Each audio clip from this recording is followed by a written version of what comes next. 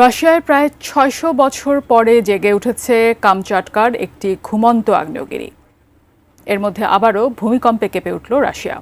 এর আগে ৩০ জুলাই এক শক্তিশালী ভূমিকম্প আঘাত এনেছিল দেশটির কামচাটকা এলাকায়।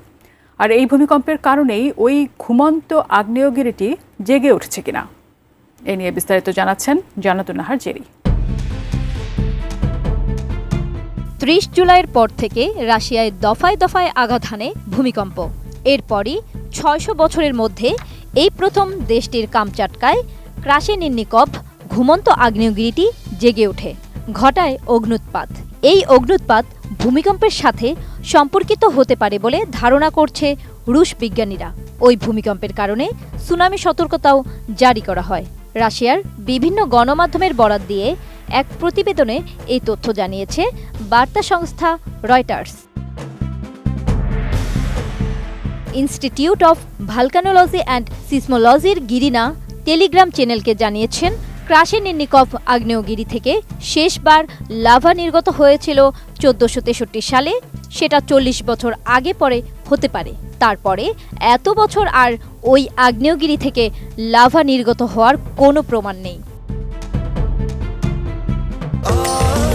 স্বাস্থ্যকর অল টাইম ফ্যামিলি কেক, সব সময় অল টাইম হেলদি লাইফ। রাশিয়ার জরুরি পরিষেবা মন্ত্রণালয়ের কামচাটকা শাখা জানিয়েছে, আগ্নেয়গিরির অগ্ন্যুৎপাতের পর ৬,০০০ মিটার বা ৩.৭ মাইল পর্যন্ত ছায়ের কুণ্ডলী রেকর্ড করা হয়।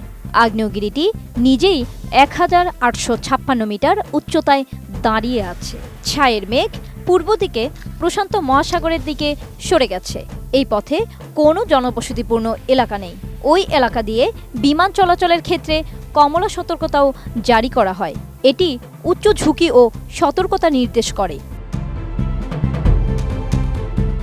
রয়টার্সের প্রতিবেদনে আরও বলা হয়েছে, নিকটবর্তী কুরিল দ্বীপপুঞ্জে ৭ মাত্রার ভূমিকম্প আঘাত হানার পর রাশিয়ার দূরপ্রাচ্যের কামচাটকার ৩টি এলাকায় সুনামির ঢেউ উঠতে পারে বলেও দেশটির জরুরি পরিষেবা মন্ত্রণালয় জানিয়েছে। বিশেষজ্ঞরা জানিয়েছেন, অগ্ন্যুৎপাতের ফলে আকাশে কয়েক কিলোমিটার পর্যন্ত ছাই ছড়িয়ে পড়তে পারে, যা বিমান চলাচলে বিঘ্ন ঘটাতে পারে। আগ্নেয়গিরিটি দীর্ঘ সময় ধরে লাভা, ছাই ও আগ্নেয়শিলার স্তরে স্তরে গঠিত হয়েছে। এদিকে ভূমিকম্পে কামচাটকা অঞ্চলের বিভিন্ন স্থানে ভবন ক্ষতিগ্রস্ত হয়েছে এবং কয়েকজন আহত হয়েছেন বলে জানা গেছে। এখনো পর্যন্ত কোনো মৃত্যুর খবর পাওয়া যায়নি। ভূমিকম্পের পর উপকূলীয় এলাকায় ৩ থেকে ৪ মিটার উচ্চতার সুনামি ঢেউ আছড়ে পড়ে।